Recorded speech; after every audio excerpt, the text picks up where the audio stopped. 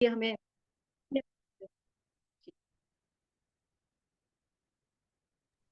Thank you sister. मेरी आवाज clear है? आवाज आ हाँ रही? जी जी, तो बिल्कुल बिल्कुल बिल्कुल। बहुत धन्यवाद हन्ना समूह के लिए। और जैसे प्रार्थना और जैसा अर्थ है हन्ना, मुंह मांगा वरदान। हालेलुया। तो आज जैसा सिस्टर चाह रही है, मैं आप सबके लिए यही वर्ड को कहूंगी जो पवित्र आत्मा आपसे कहना चाहता है कि आपका मुंह मांगा वरदान आपको यीशु मसीह के नाम में मिलने पाए। हालेलुया।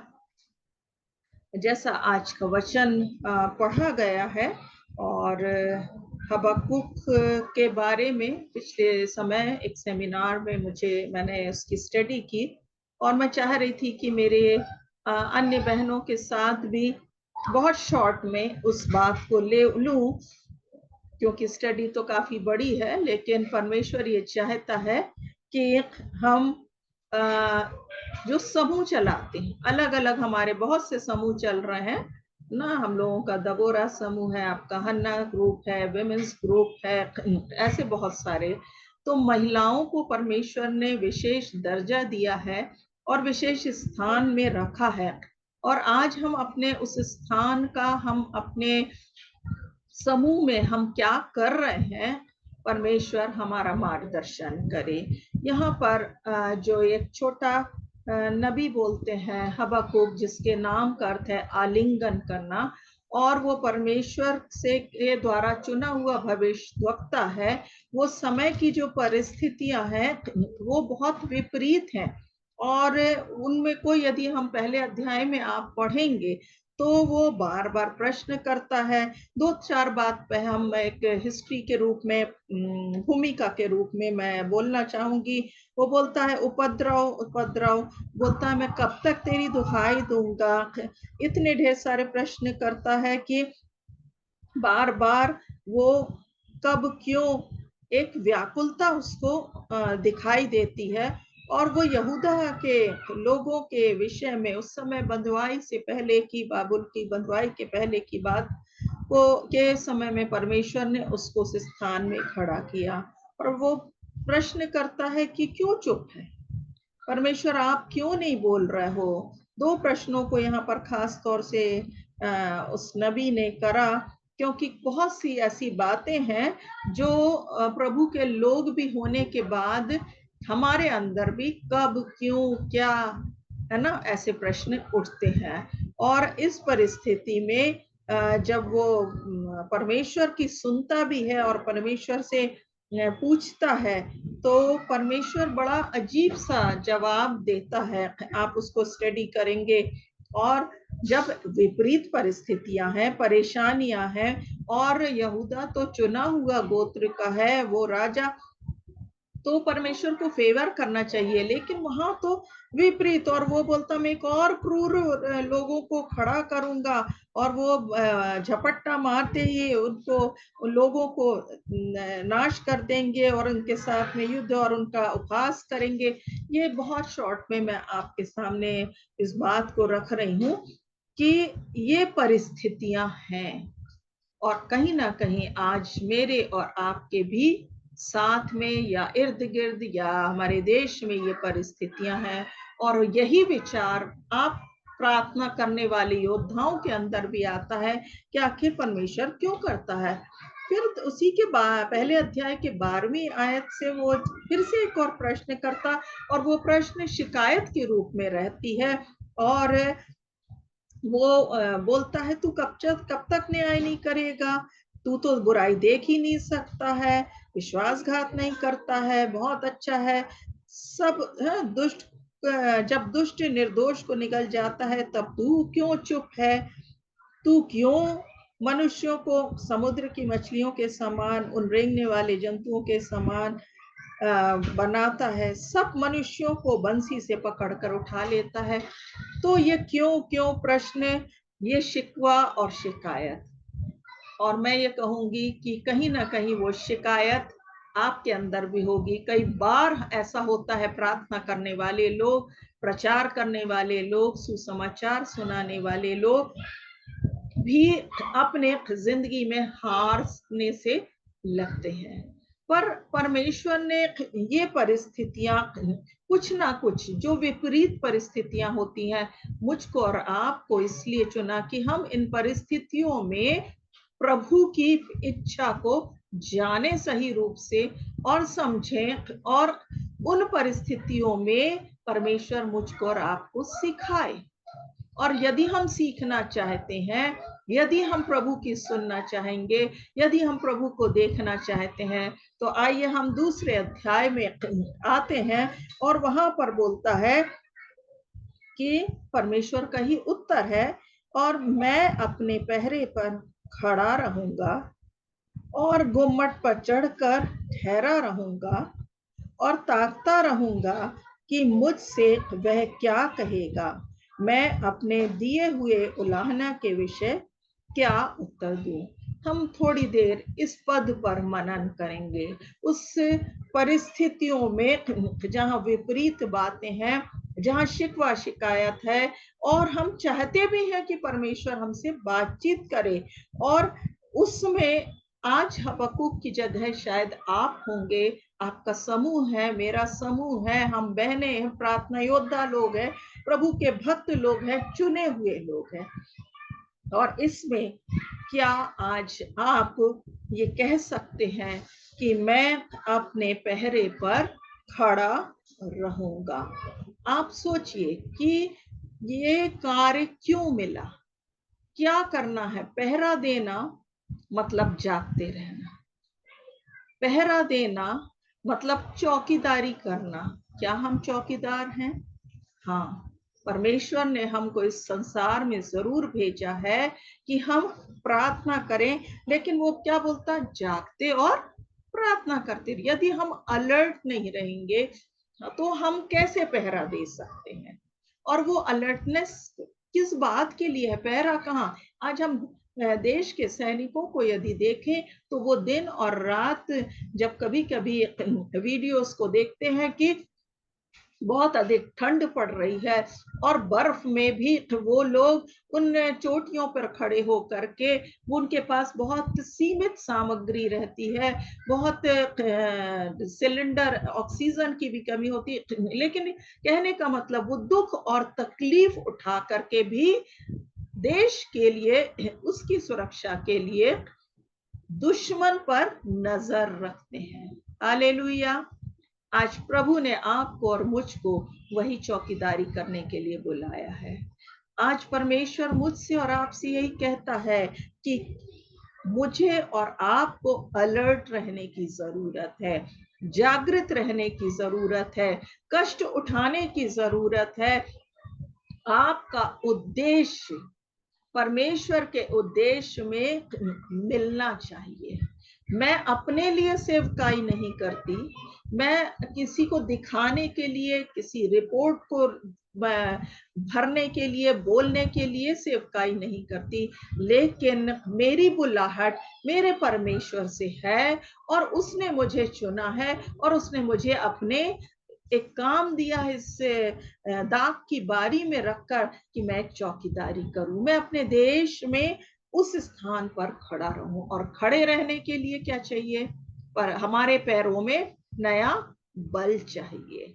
यदि हमारे पैर में शक्ति नहीं है, और हमारे पास में, हमारी कमर में वो ताकत नहीं है, बहुत से लोग हैं ना जो पैरालाइज्ड हो जाते हैं, बहुत से लोग हैं जिनके कमरों में दर्द होता, ज्यादा देर कुछ नहीं कर सकते।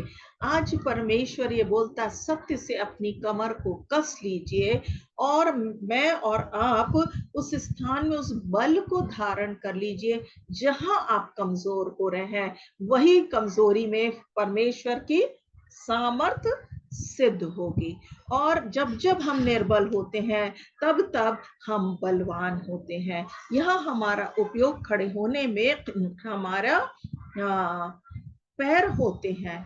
क्योंकि हम इस संसार में आए, हम आज अंगों के द्वारा परमेश्वर के लिए कैसे तैयार होंगे। आत्मा तैयार है परंतु शरीर दुर्बल हो जाता है। जब प्रार्थना का करने का समय आता है हम सो जाते हैं। जब परमेश्वर हमको, क्योंकि ज्यादातर तैयारी और चौकीदारी कब करना पड़ता है? रात के पहरों में, और हम नहीं जागृत हो पाते हैं। तो एक अलर्टनेस किस बात के लिए? क्या सिर्फ नींद से जागना है? या आज के युग में आपके पास समाचार पत्र है, टीवी है, मीडिया है, आप क्या उस पर आप सुनते हैं, क्या आप देखते हैं, और किस तरह से आपको चौकीदारी करना है, पहरेदारी करना है, क्या क्या हो रहा है, वो गतिविधियों को जानना ही हमारा उद्देश्य होना चाहिए। और उसके लिए फिर उस पॉइंट पे हमको प्रार्थना करना है। दूसरी बात पे मैं आना चाहती हूँ, क्योंकि जल्दी जल्दी हम ये बातों को देखेंगे। वो क्या बोलता है? और गुम्मट पर चढ़कर ठहरा रहूंगा। गुम्मट ऊंचाई पे होता है। किसी भी चीज के लिए उस ऊंचाई पर चढ़ना आपकी और मेरी तैयारी को दिखाता है। क्योंकि हर कोई बोलते हैं हम सीढ़ी नहीं चढ़ सकते, हम बहुत ऊंचाई पे नहीं चढ़ सकते हैं, पहाड़ों पर नहीं चढ़ सकते हैं। बहुत सारी चीजों को परमेश्वर चाहता है कि हम चौकीदारी यदि करना है, तो आप देखते होंगे फैक्ट्रीज होती हैं, तो उसमें ऊंचे पे क्या बनाया रहता? उनका स्थान होता है जहां ड्यूटी करना रहता, और वहां वो गन लेकर के और थोड़े से औजारों को लेकर के वो निगरानी करते रहते हैं। वहां रात और दिन वो खड़े रहते हैं। और परमेश्वर ये चाहता है कि हम कहाँ जाएं? ऊंचाई पे जाएं। हालेलुया। हम यहीं बैठे बैठे पृथ्वी की बातों को समझना चाहते हैं, पृथ्वी पर ही सोच और विचार करते हैं। लेकिन इफिसियों की पत्री, उसके पहले वो ऊंचाई हमें कहाँ प्राप्त होगी? पहला अध्याय और उसकी तीसरी आयत को यदि हम पढ़ेंगे, इफिसियों 1:3, वहां क्या बोलता है? हमारे प्रभु यीशु मसीह के परमेश्वर और पिता का धन्यवाद हो कि उसने हमें मसीह में स्वर्गीय स्थानों में सब प्रकार की आशीषें दी हैं। हालेलुया। फिर दूसरे अध्याय में यदि आप आएंगे तो वहां पर बोलता है उसकी 6वीं आयत में, और मसीह यीशु में उसके साथ उठाया और स्वर्गीय स्थानों में उसके साथ बैठाया। तो ऊंचाई कहाँ है? वो स्वर्गीय स्थान है। हमें आत्मा, शरीर हमारा पृथ्वी पर है, लेकिन जब हम प्रार्थना आत्मा में करते हैं तो हम मरे हुओं में से जब जिलाए गए हैं, हम अपने अपराधों को छोड़ करके छुटकारा पाए हुए लोग हैं, हम प्रार्थना योद्धा है, तो हमें आत्मा में प्रार्थना करना। और जब हम आत्मा में प्रार्थना करते हैं तो हम आत्मा में वो ऊंचाई में उठते हैं, क्योंकि हम मसीह यीशु में हो चुके। आज मसीह यीशु परमेश्वर के दाहिने हाथ जाके बैठा है और वो हमारे लिए भी विनती करता है। वो ऐसा महायाजक बन गया, और जो हम उसमें है वो हम में है, तो हम कहाँ पहुंचते हैं? हम भी उन स्वर्गीय स्थानों में, उस ऊंचाई में, उस हाई प्लेसेस में जो परमेश्वर ने मेरे और आपके लिए आत्मा में हमें रखा है, हम उस बात को जाने कि हम जब तक वो ऊंचाई पे नहीं उठेंगे, जो दर्शन की बात होती है, जो भविष्यवाणी की बात होती है, वो कहीं ना कहीं आत्मा में गहराई में प्रार्थना करते करते परमेश्वर का संपर्क हमसे होना बहुत जरूरी है। तभी हम उस बातों को समझ पाएंगे कि परमेश्वर की सामर्थ हमारे अंदर हो करके किस प्रकार से काम करती है। और उस ऊंचाई में जहां मेरा प्रभु है, उस पौलुस कहता है, ना जाने देह सहित ना जाने देह रहित मैं वहां पर तीसरे आसमान पे कहां पर उठा लिया गया।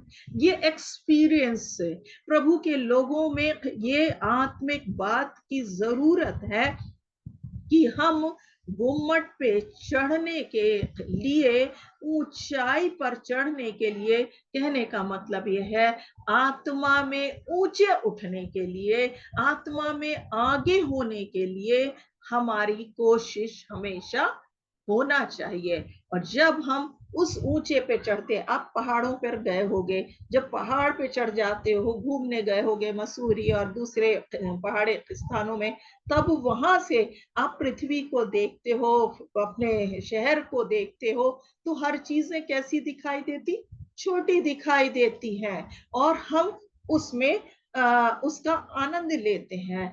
जब हम आत्मा में ऊंचे उठते हैं, जब हम आत्मा में प्रार्थना करते हैं, तो पवित्र आत्मा हमारे अंदर हो करके वो बातों को जो हमारे लिए बहुत कठिन होती हैं, एक बार जब हम ऊंचे पे उठ जाते हैं तो हमें समस्याएं पृथ्वी की बहुत ही छोटी दिखाई देंगी। हालेलुया। हम लड़ते हैं, हम परमेश्वर से प्रार्थना करते हुए जैसे ये शिकवा और शिकायत कर रहा है, ऐसा क्यों हो रहा, क्या हो रहा, कहीं ना कहीं हम उन आत्मिक बातों को जो परमेश्वर मुझसे और आपसे करवाना चाहता, स्पेसिफिक कराना चाहता है, ग्रुप से कराना चाहता है, हम समझ नहीं पाते। इसलिए एक मन और एक चित्त हो करके हमें पवित्र आत्मा की उस अधीनता में इसलिए होना है क्योंकि वो बोलता है कि तीसरी बात कि मैं ठहरा रहूंगा। वो चढ़कर गुम्मट में तो चढ़ना है, लेकिन ठहरना भी है। वो ठहराव मेरे और आपके जीवन में कहां से आता है? जब यीशु मसीह इस दुनिया से गया तो चेले तो यीशु मसीह पर डिपेंड थे, उसके साथ चलते थे, उठते थे, उसके साथ खाते पीते, आश्चर्य कर्मों को देख रहे हैं, दुष्ट आत्माएं निकल रही, सब कुछ हो रहा, और उस पर ही पूरा भरोसा करते, खुद भी डरते थे, खुद भी कई बार फेलियर्स हो जाते थे। लेकिन वो सब पृथ्वी पर जब यीशु मसीह था और ये चेले थे, लेकिन वही चेले जब यीशु के जाने के बाद डरे और सहमे जरूर थे, लेकिन कहां पर ठहरे थे जाकर के? उस उपरौठी कोठरी में। हालेलुया। वह उस अपरौठी कोठरी में जब ऊपर पे वो ठहरे हुए थे, रुके हुए थे 120 लोग, है ना, तो क्या हुआ? पवित्र आत्मा उन पर उतरा।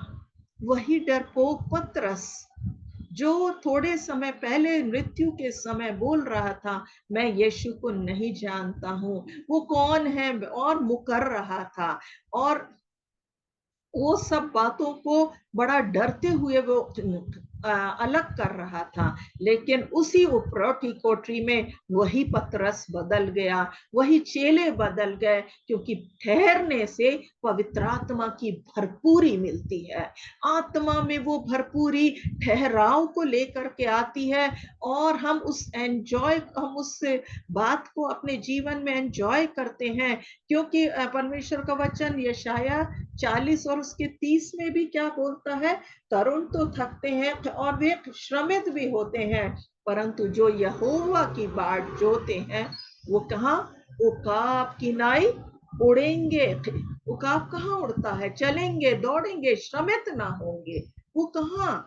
जो बाट जोना, ठहरे रहना मतलब बाट जोना, एक उसके आगमन की बाट हमको जोना है, क्योंकि अब यीशु मसीह दोबारा आने वाला है। उस समय चेलों को बोला तुम यहीं ठहरे रहना। पहले के चौथे प्रेरितों के काम 1:4 में, और उन्होंने उस आज्ञा को माना, वे ठहर गए, वे एक मन होकर के, और उसका परिणाम ये हुआ कि जो यीशु ने कहा था कि तुम पृथ्वी के छोर तक मेरे गवाह बनोगे, वो बन गए। हालेलुया। तभी तो मुझ तक और आप तक सुसमाचार पहुंचा है। तभी तो वो सच्चाई यीशु की आज पूरे देशों में, पूरे वर्ल्ड में पहुंच गई है, क्योंकि वो 12 चेले, वो 120, वो 5000, वो 70, वो सारे लोग आत्मा से परिपूर्ण होकर के सेवा के अंजाम को यीशु की बात करने लगे। पहले भी प्रभु यीशु मसीह ने भेजा, दो दो करके जाओ, ये करना, मैं अपना अधिकार देता हूं। लेकिन पवित्र आत्मा को जब उन्होंने पाया, आज सेवा करना है तो पवित्र आत्मा की बहनों जरूरत है। बिना पवित्र आत्मा के हम ऊपरी प्रार्थना करके हम उपरौठी कोठरी में ना ठहरे और हम सोचे ये हम सेवा, हमारी सेवा है, हम इसके लिए दुआ कर रहे हैं, हम यहाँ जा रहे हैं, हम वहां जा रहे हैं। सब कुछ बहुत अच्छी बात है, पर जब आप जागृत रहोगे और आत्मा में प्रार्थना करोगे, आपकी प्रार्थनाएं वो एक्चुअल में एक्टिव हो जाएंगी। आपकी विनतियां वहां से एक्टिव होकर के और आपको एक संतुष्टि मिलने लगेगी क्योंकि मैंने नहीं किया ये काम, जो पवित्र आत्मा मेरे अंदर होकर, आपके अंदर होकर के, चाहे सुसमाचार सुनाना है, चाहे प्रार्थना करना है, चाहे परमेश्वर हमको उस स्थान में लेकर के जाना है जहां उसने आपके लिए, हर एक के लिए अलग अलग सेवा को रखा है। एक पद और है जो मैं मिस करी कि यहेजकेल के 22 को 30 है ना, जो वो बोलता है, और मैंने उनमें ऐसा मनुष्य ढूंढना चाहा जो बाड़े को सुधारे और देश के निमित्त नाके में मेरे सामने ऐसा खड़ा हो कि मुझे उसको नाश ना करना पड़े, परंतु ऐसा कोई ना मिला। परमेश्वर आज ढूंढता है सच्चे प्रचारकों को, सच्चे आराधकों को, ऐसे दुख उठा करके सेवा करने वाले सेवक और सेविकाओं को, प्रार्थना योद्धाओं को, जो कहां देश के निमित्त नाके में खड़े हो जाए, स्टैंड इन द गैप। वो गैप में, वो दरार में जहां पेनफुल चीजें हैं, उन स्थान, क्योंकि ऐसे साधारण रूप से सेवा नहीं होती। और आज देश की परिस्थितियां भी कहीं ना कहीं, आपको जब आप पढ़ोगे पहले अध्याय को तो आपको लगेगा उपद्रव उपद्रव उपद्रव, अशांति, है ना, और दुहाई दे रहे हैं। लेकिन क्या ये सारी बातें मेरे और आपके जीवन में आपको एक बोझ को लेकर के आती हैं, आपको अवेयरनेस को लेके आती हैं, आपको उस गैप में खड़े होने के लिए प्रेरित करती हैं, या आप पवित्र आत्मा पर डिपेंड होकर के, पवित्र आत्मा के द्वारा देश के नाके में खड़े होकर के घोषणा जब आप करोगे, पवित्र आत्मा की सामर्थ्य आप सबके द्वारा, मेरे द्वारा, प्रभु के दासों के द्वारा हमारे भारत को जीत लेगी। हालेलुया। एक और पॉइंट पे हम आएंगे, आगे क्या बोलता है, चौथी बात की, और ताकता रहूंगा। ताकना मतलब देखना। यहाँ पर कौन सी चीज यूज हो रही है इस ताकने में? हमारी साइट, आई साइट, देखना। आप क्या देख रहे हो? आप परिस्थितियों को देख रहे हो, आप बीमारियों को देख रहे हो, आप एक नकारात्मक बातों को देख रहे हो और जो घट रही हैं, क्योंकि ये तो हमारी शारीरिक आंखें हैं। प्रभु का वचन मेरे और आप में के लिए क्या बोलता है कि हमारी मन की आंखें क्या हो जाएं? ज्योतिर्मय हो जाएं, जिससे हम परमेश्वर की आत्मिक पहचान में क्या हो जाएं? बढ़ते चले जाएं। इफिसियों के ही पहले अध्याय में, और उसके यहां से 17 से मैं पढ़ देती हूं कि हमारे प्रभु यीशु मसीह का परमेश्वर जो महिमा का पिता है, तुम्हें अपनी पहचान में ज्ञान और प्रकाश की आत्मा दे, और तुम्हारे मन की आंखें ज्योतिर्मय हो कि तुम जान लो कि उसके बुलाने से कैसी आशा होती है, और पवित्र लोगों को में उसकी मिरास की महिमा का धन कैसा है। हालेलुया। प्रभु चाहता है हम बंद आंखों से, जरूर शारीरिक बंद आंखों से प्रार्थना करें, लेकिन हमारी मन की आंखें, हमारी आत्मिक आंखें ऐसे ज्योतिर्मय हो जाए कि हमें ये सेंस आने लगे आत्मा में कि क्या हमें प्रार्थना कैसी करना है, किस तरीके से हम क्या क्या देख पा रहे हैं। आप पौलुस के बारे में अच्छे से जानते हैं कि वो कितना सताने वाला था, परेशान करने वाला मसीहों के विरोध में। और उसको ही जब वो शाऊल था 9वें अध्याय में जैसा बोलता, उसका वो क्या हो गया, अंधा हो गया।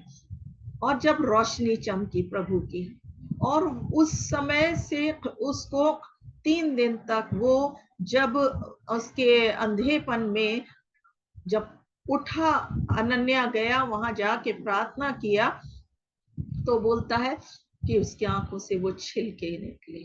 आज बहुत सारी बातों की आवश्यकता है कि उसके बाद आप सोचिए कि वही शाऊल कैसे पौलुस बना। नाम बदलना भर नहीं है, लेकिन वो देखना बदल गया। हालेलुया। वो सोचना बदल गया। वो सताओं के लिए, वो गुंडागर्दी के लिए वहां पहुंचा था और जा रहा था, लेकिन उसका मार्ग बदल गया, उसके जीवन की दिशा बदल गई। जब आप देखोगे आत्मिक आंखों से, तो आपको सही मार्ग उजियाला दिखाई देगा। प्रभु का वचन मेरे और आपके पास में है।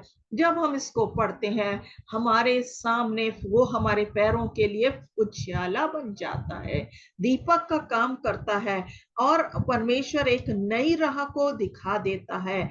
आपकी आंखें और मेरी आंखें उस परमेश्वर पर लगी रहें, टकटकी लगाए हम उसको देखते रहें, क्योंकि जो हम देखते हैं वही हमारे दिल और दिमाग पर भी असर करता है, और वही फिर हम बोलने भी लगते हैं।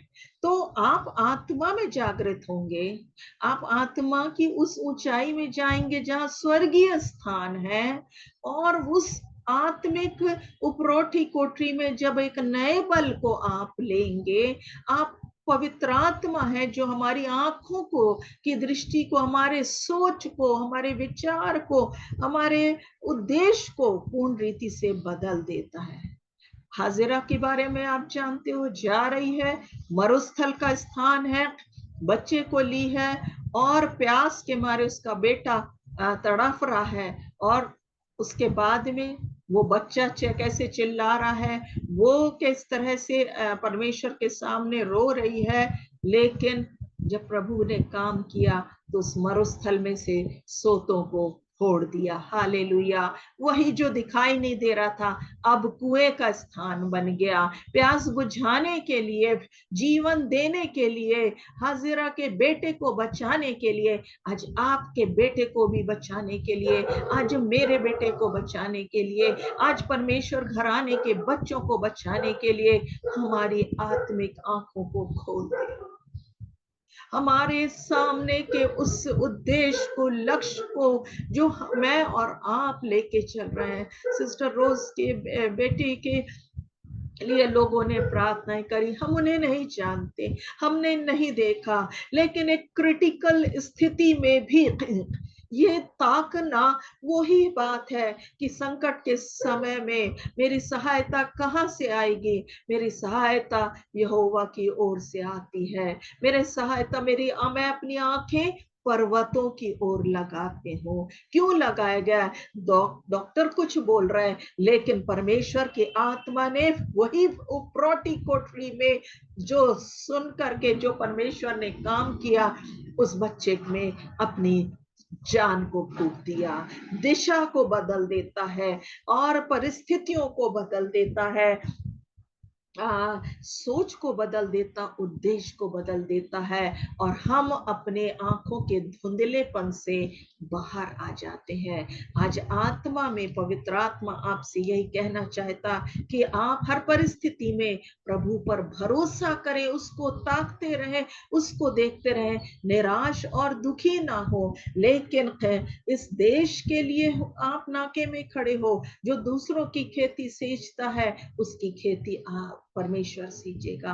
आप प्रभु के लिए ताक रहे हो, हे परमेश्वर मेरे देश को बचा लीजिए, क्योंकि मुझे दिखाई दे रहा है उपद्रव, मुझे सुनाई दे रहा है अशांति, मार पिटाई, बलात्कार और हिंसा की घटनाएं। ये हमारी जागृत अवस्था में हम जान पा रहे हैं, पर हम कुछ नहीं कर सकते। लेकिन हमारी प्रार्थनाएं ऐसी शक्तिशाली हो जाती हैं कि वो आत्मा में ऊंचाई में जब वो जो निश्चित स्थान है, हम उस स्टैंड करते हैं, उस स्थान में जाकर के पवित्र आत्मा है कि आपके उस सोच के अनुसार कार्य करता है। हालेलुया।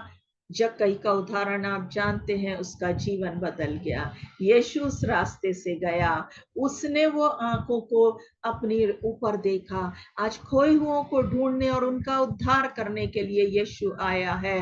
वो पापी था, वो निर्बल था, वो इच्छा भर रखता था, लेकिन उसने साथ में प्रयास भी किया, और ये प्रयास किया कि पेड़ पे चढ़ गया। और यीशु आज आपको उस स्थान में जहां कहीं आप छुपे भी होकर के उसको ढूंढ रहे हो, वो आपको देख लेगा। आज बहुत से ऐसे लोग हैं जो खुल करके उद्धार को नहीं प्राप्त कर पाते हैं, लेकिन यदि उनके अंदर इतनी भी इच्छा है, वो इच्छा कहां से आएगी? आपकी और मेरी प्रार्थनाओं के द्वारा। और फिर जो आई कांटेक्ट जो हुआ यीशु मसीह का, और जक्कई का जीवन बदल गया।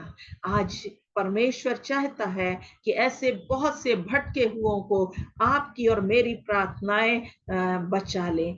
पांचवी आगे की बात को हम देखना चाहते हैं, उसमें क्या बोलता है कि मुझसे वह क्या कहेगा। अभी मैं आपसे कह रही हूं और आप सब सुन रहे हैं, अर्थात क्या इन्वॉल्व है? मेरा और आपका कान, कान इन्वॉल्व है। और हमको वो बातें जो चारों तरफ माहौल है वो सुनाई दे रही हैं, वो शोरगुल सुनाई दे रहा है। लेकिन प्रभु की क्या बोलता है? मैं बोरकोट के वो शिष्यों के कानों को खोलता है। आज आप क्या सुन रहे हैं? टीवी के वो बुरे समाचार, या परमेश्वर की वो आत्मिक समाचारों को, विश्वास की बातों को, और आत्मा में उस गहराई को जो प्रभु चाहता है कि आपके जीवन में वो सुनाई दे, आपके कान भी उसमें इन्वॉल्व रहे, जो प्रभु कहता है। हालेलुया। जो डॉक्टर कहता है वो नहीं, जो परिस्थितियां कहती हैं वो नहीं, जो परिस्थितियां दिखाती वो ना देखें, परंतु वो बातों को जो वचन में लिखी है और उसकी आवाज जो कहती है। क्या आप सुनते हैं? क्या शमूएल की तरह आप कह सकते हैं, कह प्रभु तेरी दासी सुनती है? क्या हम अलर्ट हैं? आत्मा की आवाज शायद धीमी हो जाती है, क्योंकि हमारी समस्याएं, हमारी बातें बहुत ज्यादा हमारे ऊपर हावी होती हैं। लेकिन मैं आपसे कहूंगी, सुनने के लिए, बाइबल बोलती है सुनने के लिए तत्पर, बोलने में धीरा। रुकेंगे, शांत रहेंगे, ज्यादा लंबी हम नहीं बोलेंगे, तो हम प्रभु की सुन नहीं पाएंगे। तो प्रार्थना में सुनना भी बहुत जरूरी है।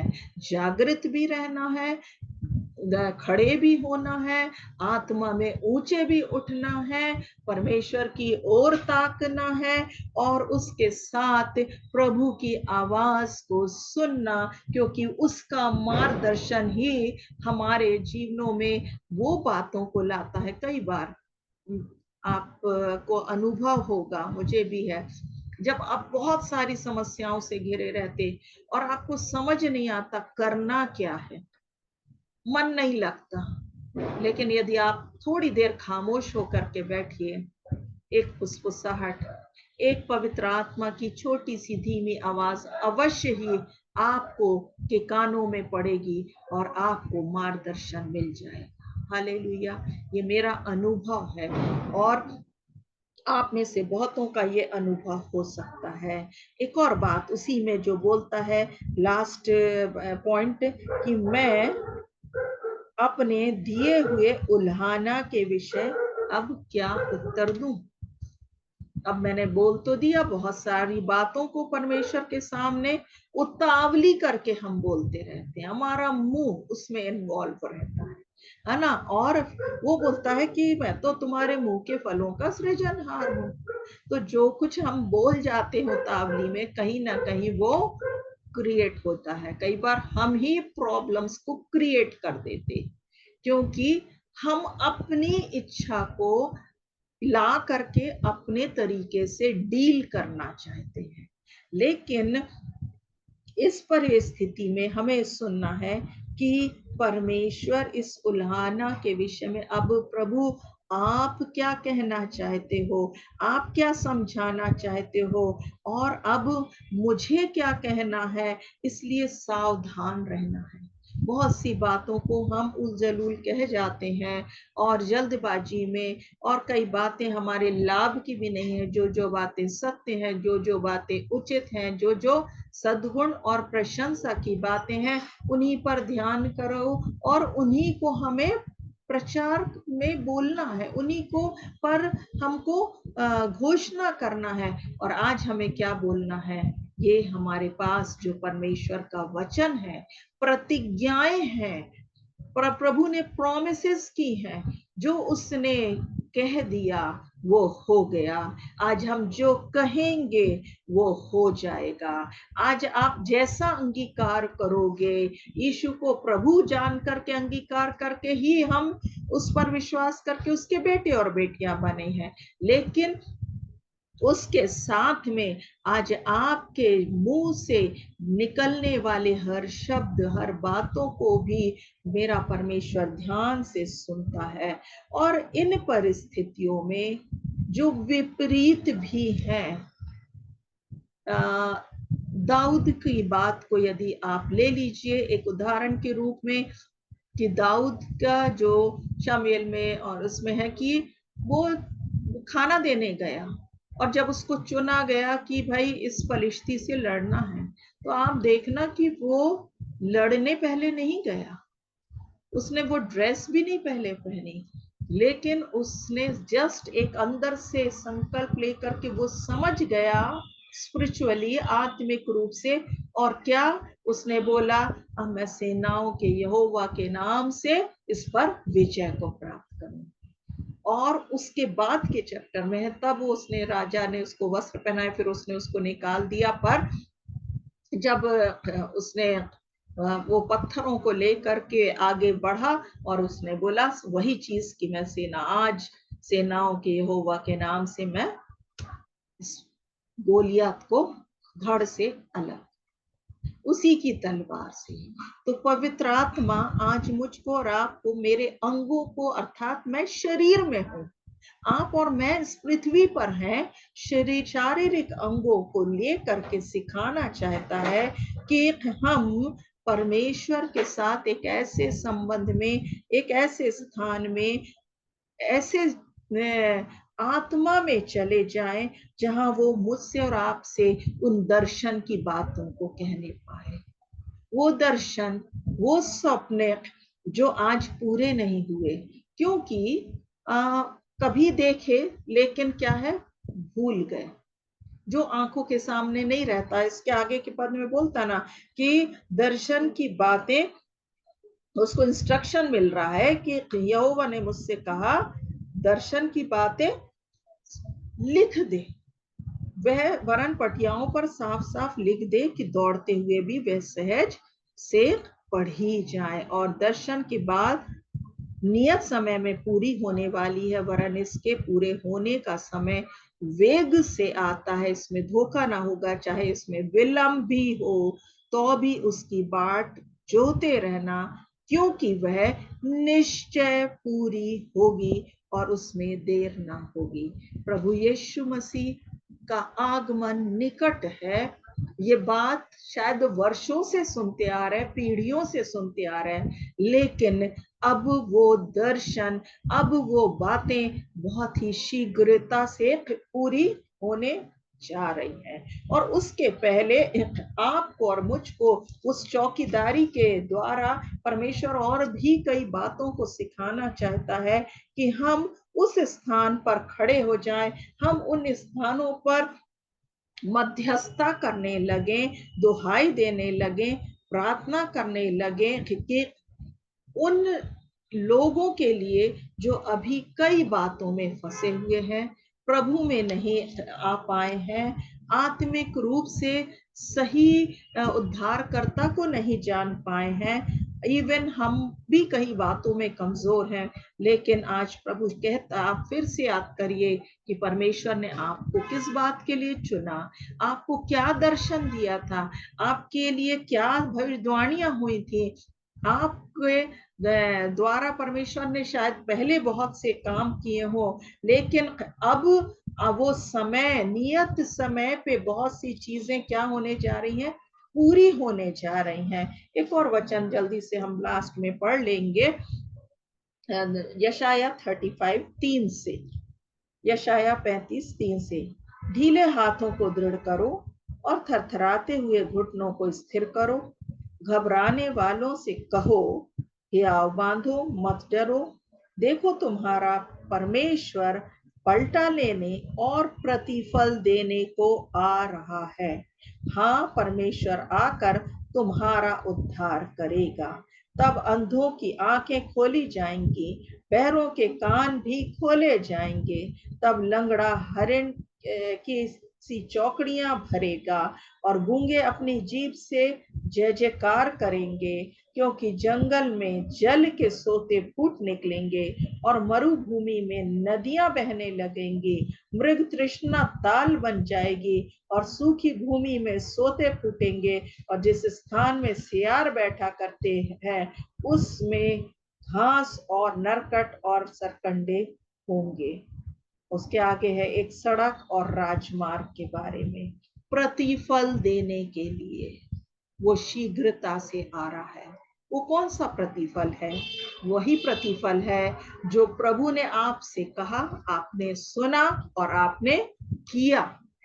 और आप जो कुछ कर रहे हैं परमेश्वर के लिए, उसकी महिमा के लिए, किसी की कोई प्रार्थना करता होगा, कोई गवाही देता होगा, कोई गीत गाता होगा, कोई अलग अलग तोड़े परमेश्वर ने दिए हैं। कहीं ना कहीं हमारा शरीर जो परमेश्वर का मंदिर है इन्वॉल्व है इसमें। हम आत्मिक तैयारी को पूर्ण रीति से कर ले, क्योंकि हर समय एक ही बात होती है, शरीर और आत्मा का संघर्ष।